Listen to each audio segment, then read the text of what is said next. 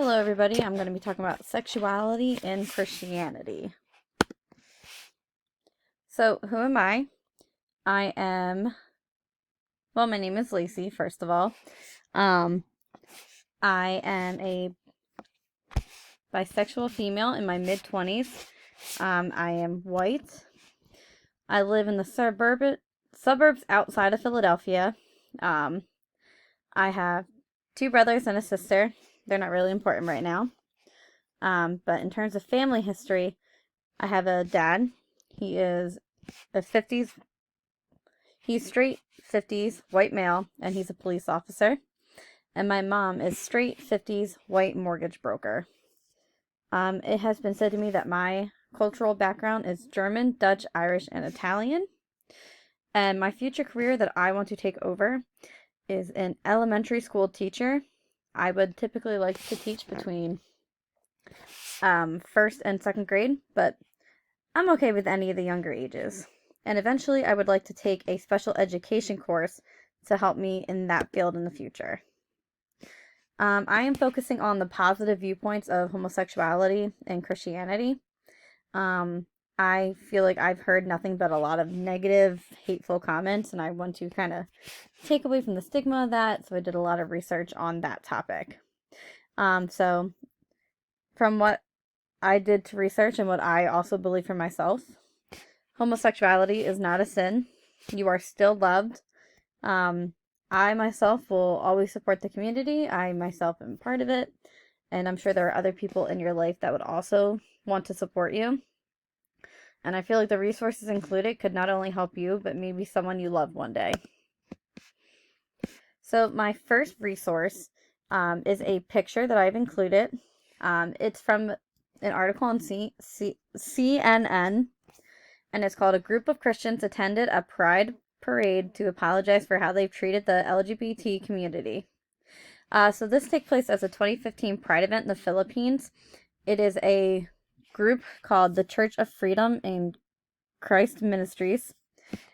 What this is a lot of people who belong to this church were going to the Pride event to kind of apologize for Christians as a whole. I believe it says exactly on the banner, "We're sorry, we're here to apologize for the ways that we as Christians have harmed the LGBT community. And that you are loved, God loves you, and so do we." This is part of their I'm Sorry campaign. The I'm Sorry campaign is something this church has formed. I'm not sure if other churches have also taken this or if it's just strictly particular to this church. But this church, it's their way of saying sorry and trying to make things better and understanding that, God made everybody the way he did for a reason, and that they should be loved regardless of who they love or what they love or who they are. My second resource is a website called The Need to Reform, and it's really it's particularly focusing on family members who have queer children, and it's kind of telling them, you did nothing wrong, God did nothing wrong, your child did nothing wrong. They are who they are because they were meant to be who they were.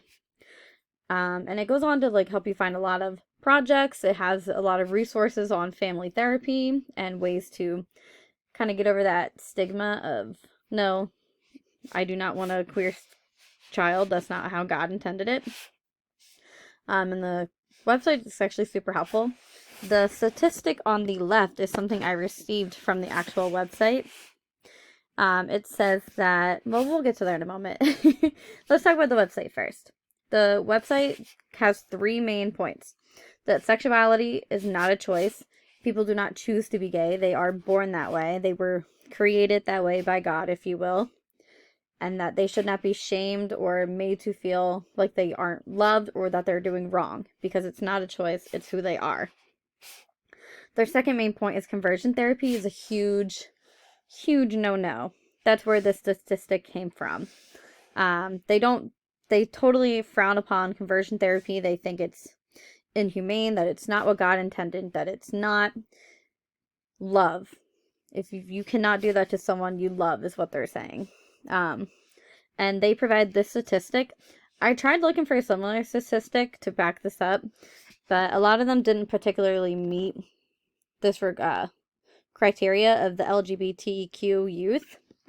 But this says that 8.4 are more likely to increase their suicide attempts. 5.9 of LGBT youth are at risk for depression.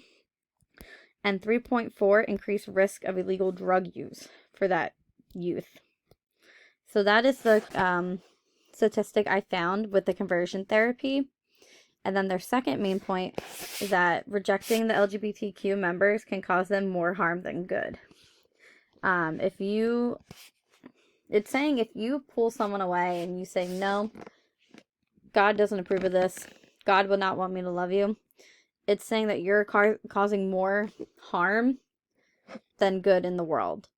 It's saying that you're basically preaching the opposite of what God has been intending for us and what God has been trying to teach, and that you are part of the problem, creating the stigma of a hateful world that God did not want to believe in. My third resource is a website. It's a statistical website. It's called Views About Homosexuality in Christianity. They have a bunch of statistics. You can look up literally anything. On this particular website, it'll talk to you about ethnicities that are part of the Christian faith, who, if they should believe in homosexuality or not, what age group they're in, if they're homeschooled or went to public school or private school. It has so much statistics on stuff. But I thought this was the most important thing to include. And it talks about more than half of the people they surveyed and talked to approve of homosexuality within the Christian faith. So 54% believe that the homosexuality should be accepted in Christianity and that there's nothing wrong with it. 38% that should be discouraged. No, homosexuality is a sin. This, that, the third. 4% didn't really care. They were like, whatever. Doesn't affect me either way, just as long as they're happy. And 4% said they didn't know. They, didn't know because things are changing and things are viewed differently. But is that really what God wanted? So that's that 4%. This matters in terms of my career choice because I'm going to be an educator. I'm going to be a safe adult for students. And those students might need someone someday. Maybe they have a strong faith at home and they're not sure how their family will react. Or maybe they just don't know how to deal with the feelings they have. So you want to be able to make sure that you're there for that student and remind them that they are safe, that you are there for them, and that you will protect them at all costs and help them. Because that's really our job, is to make sure we are there protecting our students. So the key takeaways, of course, in my presentation are that, you are always loved, you will always be accepted. And the idea of God hating anybody is not really realistic. God loves all of his kids.